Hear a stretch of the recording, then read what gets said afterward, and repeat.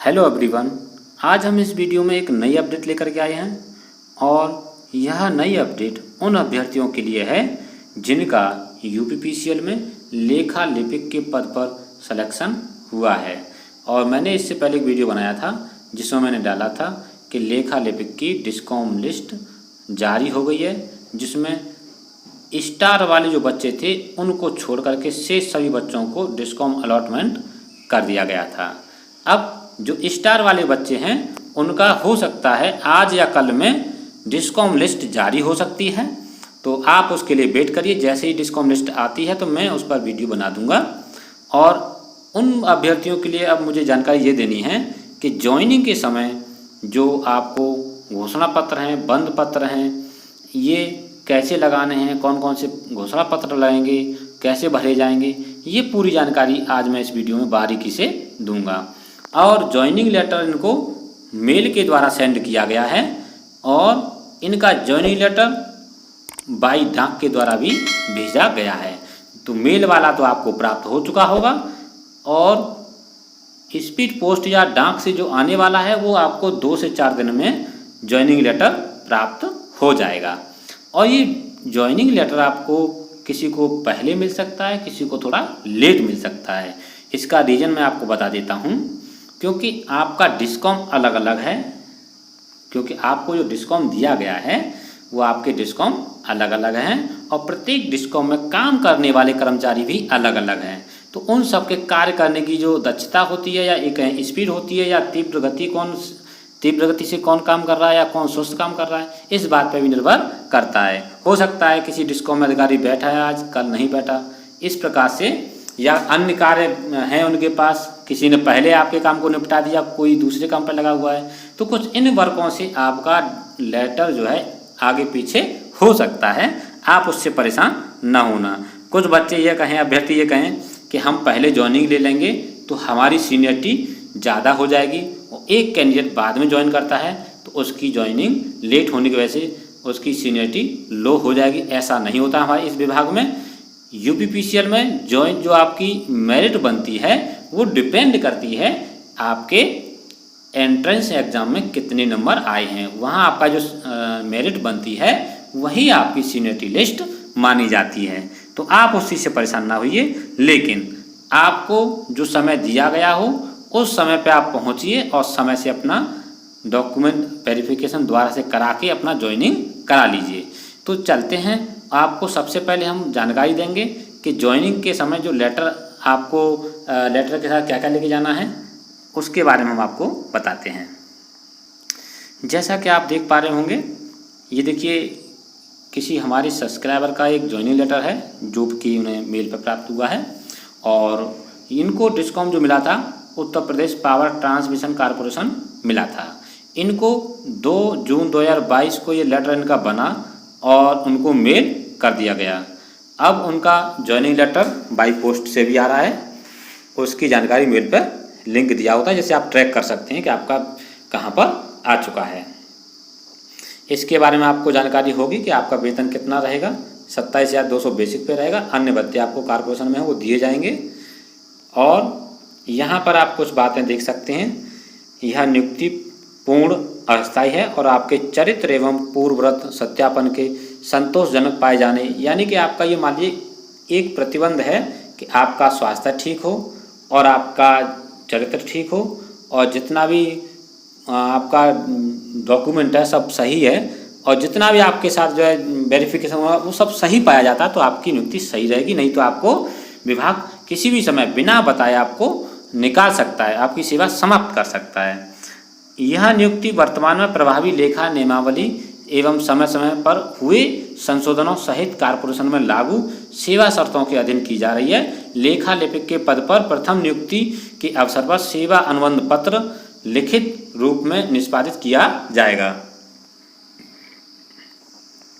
आपको लेखा लिपिक के पद पर नियुक्ति के उपरांत विद्युत प्रशिक्षण संस्थान सरोजनी नगर लखनऊ द्वारा प्रदत्त 1 माह का, देखिए यहाँ पर एक आपको जानकारी दे दूँ, आपका 1 महीने का ट्रेनिंग ETI में होगा और 11 महीने का ट्रेनिंग आपका ऑन जॉब रहेगा। टोटल ट्रेनिंग पीरियड रहेगा आपका 1 साल का।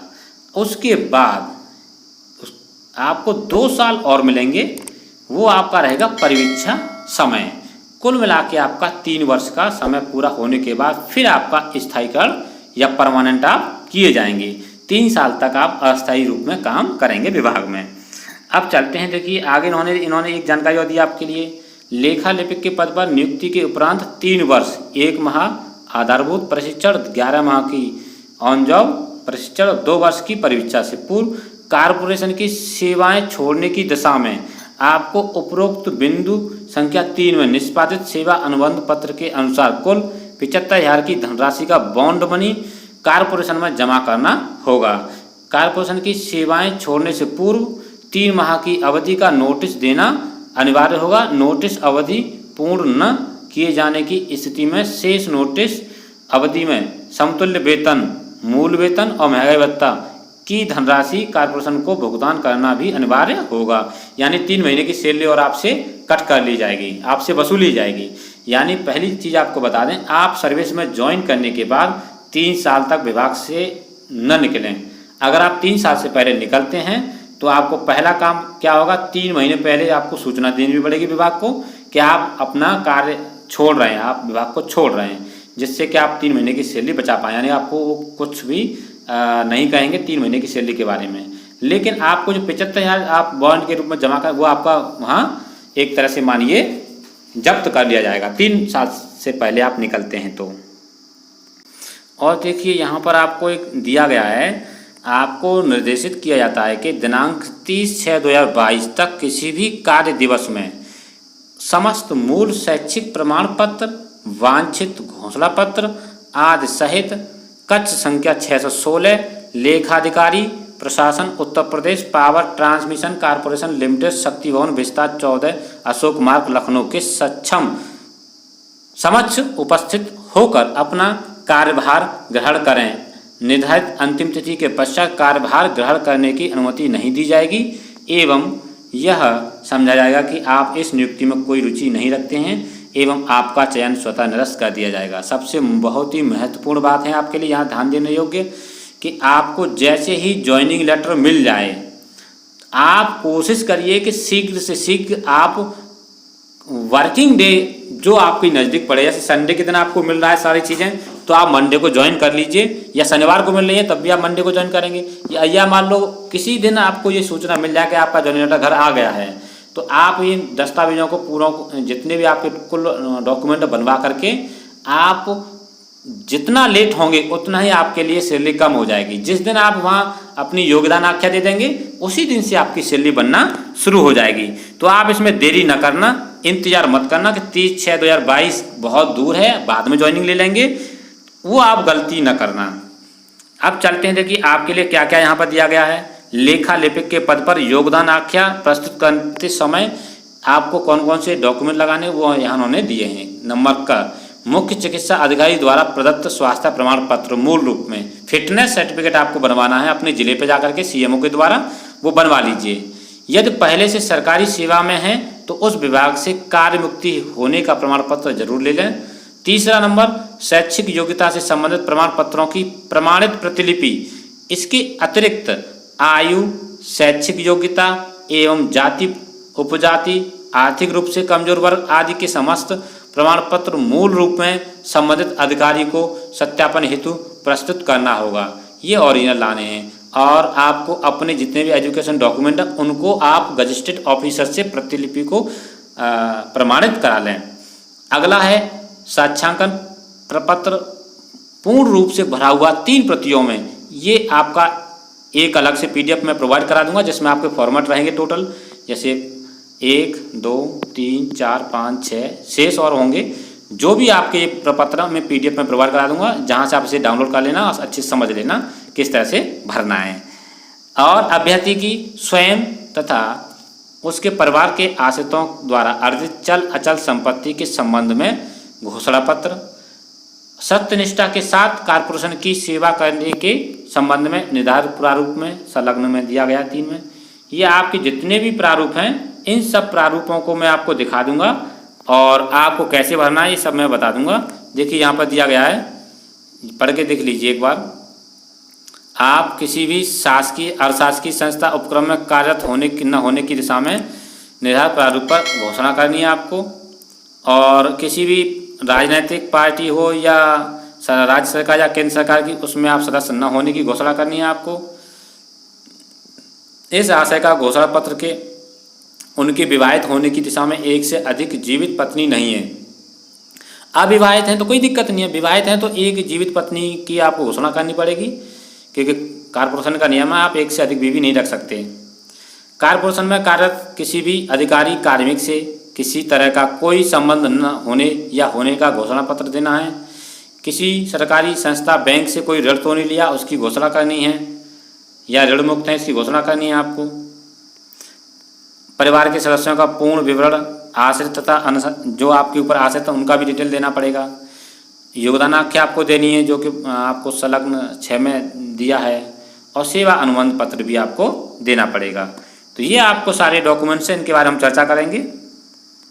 तो देखिए यहाँ पर आपको जो पहला है फॉर्मेट, उसके बारे में हम बताने जा रहे हैं। यहाँ अपना एक फ़ोटो लगा देंगे, और यहाँ पर देखिए इस प्रपत्र में कोई गलत सूचना देना या किसी वास्तविक सूचना को दबाना भी अभ्यर्थी को अनर्ह व उसे सेवा योजना दिए जाने के लिए अयोग्य कर सकता है। इस प्रपत्र को भरकर देने के उपरांत यदि अभ्यर्थी कहीं भी हवालात में रखा गया हो, सजा दी गई हो या वर्णित किया गया हो, विवर्जित किया गया हो, उसका विवरण उसे तुरंत देना चाहिए, और इसका उल्लेख न करने की दिशा में उसे वास्तविक सूचना को छुपाना माना जाएगा। अब यहाँ पर देखिए पूरा नाम, उपनाम यदि हो तो आप यहाँ पे अपना नाम पूरा लिख देंगे, पिता का पूरा नाम और सेवा व पदनाम भी दीजिए यदि हो तो। यहाँ पर अपने पिताजी का नाम लिख देंगे, पिता की राष्ट्रीयता, माता की राष्ट्रीयता, जो कि आपकी एक तरह से आपका जो है इंडियन रहेंगे आप। और अगर मान लीजिए ये फीमेल हैं तो पति की राष्ट्रीयता। आपका जन्म स्थान कहाँ है, आपका डेट जन्म कहाँ हुआ, तो वो आपको यहाँ लिखना है। और यदि आपकी पत्नी है तो वहाँ आपको पत्नी का नाम लिखना होगा। अगर आप विवाहित हैं तब देंगे, नहीं तो आपको इसे खाली छोड़ देंगे, कोई दिक्कत नहीं है इसमें। इसके बाद आप अपने ज़िले का नाम लिखेंगे और पूरा पता लिख देंगे इस जगह पर। इसके बाद यदि मूल रूप में पाकिस्तान का निवासी हो तो उसे देख के उसके सभी पते व भारत में आप्रव्रजन की उसकी तिथि भी वर्णित करनी चाहिए। या आप पाकिस्तान से संबंधित नहीं होंगे तो आप इसे छोड़ दीजिए, इससे कोई दिक्कत नहीं है आपको। वर्तमान में आपका पूरा पता क्या है, पिछले 5 वर्षों में आपका पता चेंज हुआ तो यहाँ लिख दीजिए, नहीं तो जो आपका है वही आप यहाँ पर भर देंगे। पिछले 5 वर्षों में जो एड्रेस रहा है वो सेम रहेगा तो सेम कर देंगे। इसके बाद आयु एवं जन्मतिथि, यदि अभ्यर्थी हाई स्कूल पास है तो प्रमाण पत्र के साथ यहाँ पर अपना डिटेल देंगे, डेट ऑफ बर्थ का। अब आती है शैक्षिक अर्हताएँ। अभ्यर्थी ने 15 वर्ष की आयु से जिन स्कूल या कॉलेजों में शिक्षा पाई हो उसका उत्तीर्ण होने के वर्ष सहित लिखेंगे, ठीक है। तो यहाँ अपना मान लीजिए स्कूल का नाम और वहाँ एडमिशन कब लिया और कब विद्यालय छोड़ दिया, परीक्षा कौन सी उत्तीर्ण की, ये आपको डिटेल भरना है। उस कार्यालय या फर्म का पूरा विवरण व पता जहाँ अभ्यर्थी पहले कार्य कर चुका हो या कर रहा हो। फर्म या कार्यालय जहाँ काम किया है, नहीं काम किया तो छोड़ देंगे, और काम किया तो उसे भर देंगे। इसमें आप अपने आप देख लीजिए, अगर काम किया है तो भर दीजिए, नहीं तो नहीं। इसके बाद मोहल्ले के 2 उत्तरदायी व्यक्तियों के नाम व पते जिन्हें अभ्यर्थी के बारे में जानकारी हो।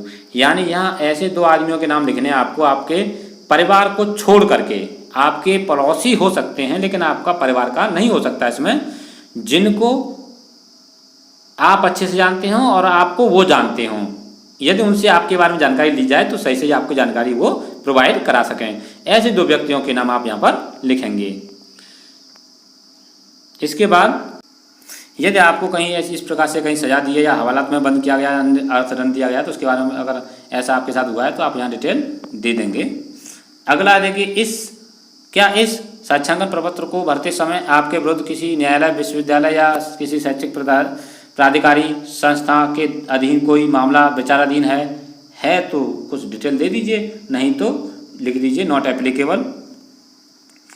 यदि उपरोक्त का उत्तर हाँ है तो इस प्रपत्र को भरते समय ऐसे मामले को पूरा विवरण, गिरफ्तारी, हवालात, अर्जन, इसके बारे में आपको पूरा विवरण देना पड़ेगा। नहीं तो इसे आप लिख दीजिए, ऐसा उसमें काट दीजिए कि हाँ इसमें कोई कॉलम नहीं भरना आपको, या आपके लिए एलिजिबल नहीं है, आप इससे फ्री हैं। इस प्रपत्र के आरंभ में दी गई चेतावनी को भी देख लीजिए, इससे कोई दिक्कत आप छोड़ दीजिए। अब आता है आपका प्रपत्र, देखिए अभ्यर्थी द्वारा हस्ताक्षर किए जाने वाले प्रमाण पत्र हैं। कैसे, यहाँ पर अपना देखिए हस्ताक्षर करेंगे, यहाँ डेट और किस जगह आप इसे साइन कर रहे हैं उस जगह का नाम। अगला प्रपत्र आता है आपका चल अचल संपत्ति संबंधित। तो यहाँ पर आपके पास आपके नाम में कोई भी, देखिए ये वाला का जो है उनके लिए जिनके पास कोई अचल संपत्ति नहीं है। अचल संपत्ति का मतलब आपके नाम में कोई ज़मीन है, घर है, इनको अचल संपत्ति बोला जाता है। अगर नहीं है तो आप इनके बात करिए मेरे पास कोई संपत्ति नहीं है, और यहाँ अपना साइन, नाम, पद और दिनांक डाल देंगे, क्योंकि ये नहीं है उसके लिए। है उसका फॉर्मेट अलग दिया गया होगा, देखिए अचल संपत्ति है तो वो इस फॉर्मेट को भर देंगे, किस जिले में है, तहसील में है, गांव में है और कितनी ज़मीन है, ये पूरा डिटेल्स आप इसे भर देंगे। और अगर आपके नाम में नहीं है तो आप सिंपली इसे ऊपर वाले को भर दीजिए। अब चलते हैं अगली, ये देखिए वही है, अचल संपत्ति का डिटेल मांगा गया है, वही फॉर्मेट है इसमें। और यहाँ पर आप अपना नाम अगर है तो भर करके हस्ताक्षर, नाम, पद और दिनांक डाल के क्लियर कर देंगे इसे। अब जिनके पास अगला फॉर्मेट है, कोई हिस्से या जमा पूंजी नहीं है, तो यहाँ आप साइन कर देंगे, हिस्से या पूंजी नहीं है उसके लिए। और ये सब उसी का है, अचल संपत्ति का है फॉर्मेट है। देखिए अगर अचल संपत्ति नहीं है तो आप सिंपली वही ऊपर वाले को भर देंगे और बाद बाकी नहीं भरना आपको। अब आता दूसरा, देखिए यहाँ पर दिया गया है जिनके लिए उनके लिए जिनके पास कोई चल संपत्ति नहीं है। चल संपत्ति का मतलब है आपके पास जो बैंक में पैसा है या अन्य कहीं जमा पैसा है या कहीं कोई आपके नाम पर गाड़ी है। काफ़ी चल संपत्तियाँ ऐसी होती जिनके बारे में नीचे फॉर्मेट दिया होगा। यदि नहीं है तो आप अपना यहाँ साइन, नाम और पदनाम और दिनांक डाल के ख़त्म करिए कहानी। आगे के इसमें जिनके पास है तो वो इसको भर सकते हैं कि संपत्ति कौन सी है आपके पास और कब संपत्ति आपने धारण की है और उसका मूल्य कितना है। इस तरह से आप यहाँ डिटेल देंगे, इसमें आप यहाँ अपना नीचे साइन करके पूरा कर देंगे। अब ये वाली निष्ठा की शपथ है, ये आपको करनी है, ये तो सबको करनी है। यहाँ आप उसे अपना लिंग में, जैसे लड़की हैं तो इसे काट देंगे, लड़का है तो इसे काट देंगे, अपना करेक्शन करके यहाँ पर अपना सचन, नाम, पद और दिनांक कंप्लीट कर देंगे। इसके बाद घोषणा पत्र है आपको, यहाँ घोषणा में अपना नाम डाल देंगे, पिताजी का नाम डाल देंगे, रहने वाले कहाँ के हैं, फिर यहाँ लिखेंगे राजनीतिक दल से संबंध नहीं रखता हूँ। ये पूरा आप इसे क्लियर करते हुए अपने जेंडर के अनुसार यहाँ अपना हस्ताक्षर, नाम, पद और दिनांक डाल के कंप्लीट कर दीजिए। फिर आते हैं अगले उसमें, यहाँ दिया अभ्यर्थी द्वारा किसी भी शासकीय, अर्धशासकीय उपक्रम में कार्यरत न होने की दिशा में। आप कहीं भी कार्यरत नहीं है, ना आपने कहीं कार्य किया, ऐसी आप घोषणा करेंगे। अपना यहाँ हस्ताक्षर, नाम, पद और दिनांक डाल देंगे। यदि कहीं काम कर रहे हैं तो उसका घोषणा पत्र ये वाला है, आप इसमें दिखा सकते हैं आपका नाम क्या है और विभाग किस विभाग में काम कर रहे हैं, और यहाँ पूरा जो है डिटेल दे देंगे। देखिए नहीं, एक मिनट रुकिए, देखिए यहाँ अपना नाम भरेंगे और जिस विभाग में आप काम कर रहे हैं उस विभाग का विभाग में, यानी कि जो विभाग है उसमें किस पद पर डाल करके, और यहाँ आपको भरना है कि आप लेखा लेपिक के रूप में सेवा आरंभ करने हेतु कार्यमुक्त कर दिए गए हैं। तो ये आपको घोषणा देने कि आप वहाँ से रिलीविंग लेटर ले आए हैं। जब तक रिलीविंग लेटर नहीं होगा तब तक आपको ज्वाइनिंग नहीं देंगे ये लोग। यहाँ अपना साइन, नाम, पद और दिनांक डाल देंगे यदि आप कहीं काम कर रहे हैं तो, नहीं तो ऊपर वाला आपके लिए भरना है। अगला देखिए घोषणा पत्र है विवाहित होने का। अपना नाम, पिता का नाम, निवासी, आप कहाँ का पूरा एड्रेस डाल देंगे। और मैं अविवाहित हूँ तो ये आप एप्लीकेबल कर लेंगे। यदि विवाहित हैं तो आपकी केवल एक जीवित पत्नी है, एक से अधिक जीवित पत्नी नहीं है। देखिए इन्होंने क्या कहा है, एक से अधिक जीवित पत्नी नहीं है। ऐसी आपको यहाँ घोषणा करनी है, अपना पूरा डिटेल दे देंगे यहाँ पर। यदि आप मेल हैं तो यहाँ अपनी पत्नी का नाम लिखेंगे अगर आप विवाहित हैं तो, और आप फीमेल हैं तो अपने पति का यहाँ पर नाम लिख देंगे। और उनके पिताजी का नाम, जो यहाँ जिनका नाम लिखा जाएगा उनके पिताजी का नाम, यहाँ निवासी कहाँ के रहने वाले हैं, ऐसे भर देंगे और इसे कंप्लीट कर लेंगे। और यहाँ मान लीजिए आप कॉरपोरेशन में किसी भी कार्मिक अधिकारी या किसी से कोई संबंध नहीं है, वो आपको घोषणा करनी है। यह संबंध है तो किस नाम के आदमी से संबंध है और उसका पद क्या है वो आप यहाँ लिख देंगे, डिटेल दे देंगे। और मैं किसी सरकारी संस्था, बैंक संस्था, किसी से सबसे ऋण मुक्त हूँ, यदि है तो पूरा विवरण दें। आपके पास किसी भी प्रकार का कोई लोन नहीं है, उसकी यहाँ घोषणा करनी है, और है तो उसका पूरा डिटेल देना पड़ेगा। अपना यहाँ हस्ताक्षर, नाम, पद और दिनांक डाल के से भी कंप्लीट कर लेंगे। अब यहाँ देखिए परिवार के सदस्यों एवं आश्रितों का ब्यौरा यहाँ देना है आपको कि आपके परिवार में कौन कौन सदस्य हैं और आप पे कौन कौन आश्रित हैं, उनका डिटेल यहाँ पर दे दीजिए, कितने सदस्य हैं आपके परिवार में। और यहाँ पर अपना नाम और हस्ताक्षर और पद और दिनांक डाल के कंप्लीट कर देंगे। कार्यभार ग्रहण करने की सूचना जो है इस फॉर्मेट पे आपको ये योगदान आख्या देनी पड़ेगी। और वहाँ देखिए आपको दे रखा होगा कि कौन सी प्रति कितने उसमें देनी है। तो ये देखिए संलग्नक 8 है। इसी प्रकार से जो मैंने लिस्ट दिखाई थी आपको ज्वाइनिंग लेटर में, जैसे देखिए यहाँ मैंने दिया साक्ष्यांकन प्रपत्र पूर्ण रूप से भरा हुआ और 3 प्रतियों में लगाना है, संलग्नक 1। यानी पहला वाला जो फॉर्मेट आपको मैंने जिक्र किया था वो 3 प्रतियों में आपको देना है। तो इस प्रकार से आप देख लीजिए कि आपको कुछ फॉर्मेट ऐसे हैं कि आपको 1 से अधिक प्रतियों में देने हैं। तो जहां आपको मिले तो आप उसे देख सकते हैं कितनी प्रतियों में देना है, आप यहाँ करके देख लीजिए।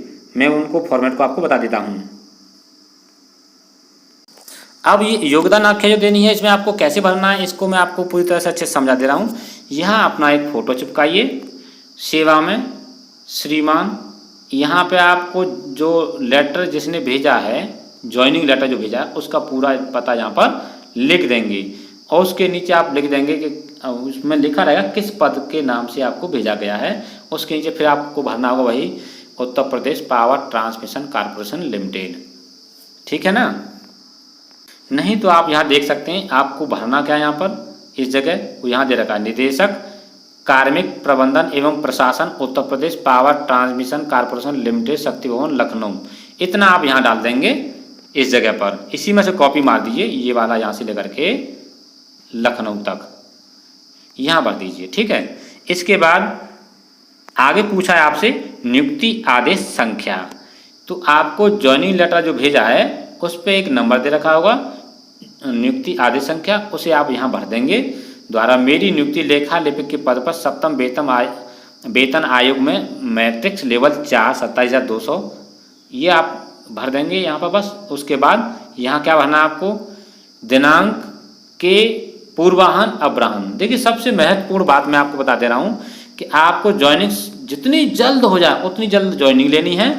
और वहाँ पर आपको डालना है पूर्वाहन। पूर्वाहन का मतलब होता है सुबह का समय, मॉर्निंग पीरियड है, फर्स्ट मीटिंग। और जो लोग सेकंड मीटिंग ज्वाइनिंग लेते हैं तो उनकी उस दिन की एब्सेंट लग जाती है।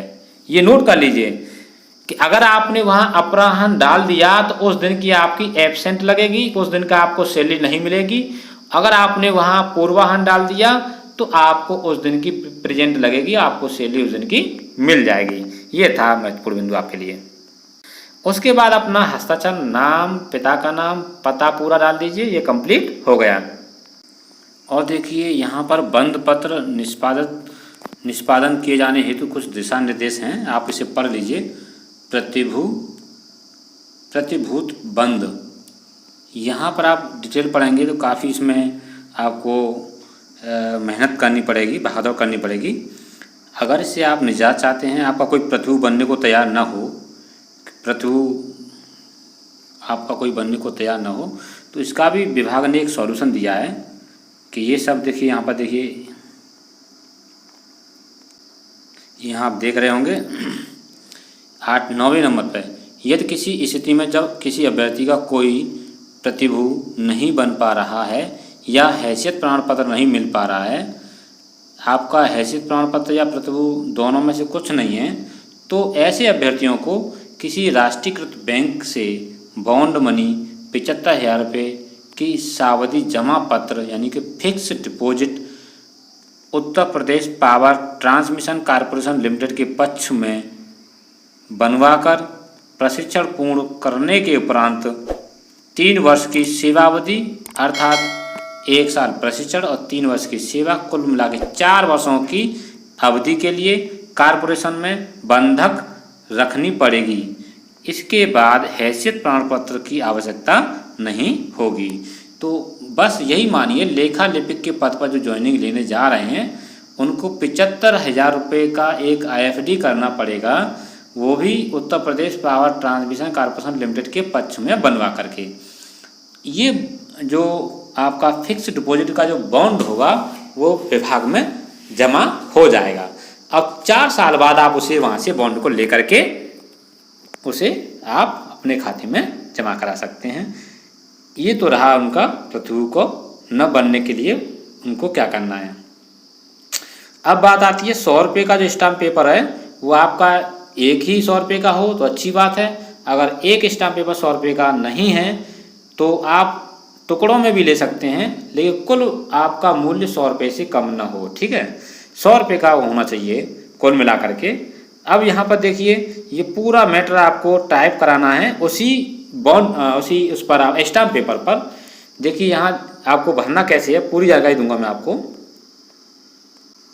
इसमें आपको यहाँ पर अपना नाम भरना है, यहाँ अपने पिताजी का नाम भरना है और यहाँ भरना आपको लेखा लिपिक जो Uttar Pradesh power transmission corporation limited के नियुक्ति पत्र संख्या यहाँ डाल देंगे, दिनांक यहाँ डाल देंगे और यहाँ डाल देंगे लेखा लिपिक कहलाएंगे। अगर आपको कोई डाउट हो तो आप ऐसा करिए कि इस मैटर को आप स्टाम्प पेपर पर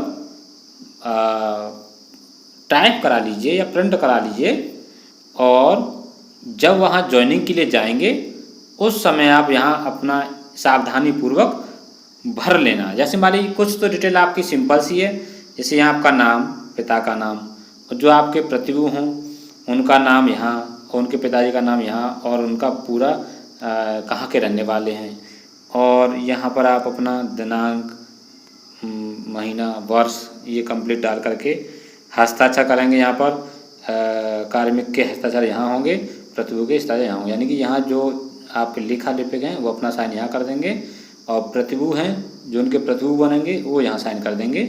इस तरह से जो जो बिंदु आपको समझ में आए उसको आप भर लीजिए और जो समझ में ना आए उसे आप खाली छोड़ दीजिए। जब ज्वाइनिंग होगी तो वहाँ वो आपका भर जाएगा, लेकिन प्रतिभू के साइन अवश्य करा लेना जिससे कि वहाँ दिक्कत ना आए। इसी प्रकार से यहाँ अपना नाम भरेंगे को नियुक्ति पत्र में वर्णित सेवा शर्तों के अनुसार अस्थायी लेखा लिपिक के रूप में नियुक्त किया है। और यहाँ देखिए, यहाँ अपना नाम फिर से भरेंगे। अपनी ओर से कॉर्पोरेशन की सेवाओं को यहाँ देखिए लेखा लिपिक के संवर्ग में नियुक्ति के दिनांक 1 वर्ष के प्रशिक्षण के दौरान तत्पश्चात 2 वर्ष की परिवीक्षा अवधि पूर्ण करने कुल 3 वर्ष तक नहीं छोड़ेगा। यह बंद पत्र निष्पादित करता है। तो यहाँ भी अपना नाम डालेंगे। इस तरह से देखिए आप इसे पूरा कर लेंगे और लास्ट में जा कर के अपना जो है यहाँ पर हस्ताक्षर कर देंगे। ये देखिए 1 नंबर पे आप करेंगे जो लेखा लिपिक हैं, 2 नंबर पे जो प्रतिभू हैं वो करेंगे और प्रतिभू नहीं है तो वहाँ उनका जो 75,000 का फिक्स डिपॉजिट जिन्होंने जमा किया है तो वहाँ प्रतिभू की आवश्यकता नहीं पड़ेगी। वो केवल कार्मिक जो है अपना लेखा लिपिक वही साइन यहाँ अपना कर देंगे। ठीक, तो ये थी जानकारी लेखा लिपिक के पद पर जो नियुक्त होने जा रहे हैं उनको क्या क्या डॉक्यूमेंट ले जाना है और कैसे भरना है, कौन कौन से फॉर्मेट लगेंगे, उसकी पूरी जानकारी मैंने इस वीडियो में दी। वीडियो अच्छा लगा हो तो वीडियो को लाइक अवश्य करें और अपने सभी मित्रों को शेयर ज़रूर कर दीजिए जिससे कि उनको पूरी जानकारी हो जाए कि किस तरह से उनको अपने पूरे डॉक्यूमेंट कंप्लीट करने हैं। और यदि आपने हमारे चैनल को सब्सक्राइब नहीं किया है या आप हमारे चैनल पर नए हैं तो हमारे चैनल को सब्सक्राइब ज़रूर कर लीजिए जिससे कि आने वाली वीडियो का नोटिफिकेशन आपको मिलता रहे।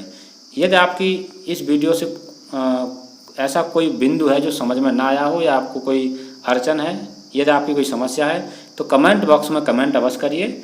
मैं आपकी हर समस्या का सॉल्यूशन करने की कोशिश करूँगा।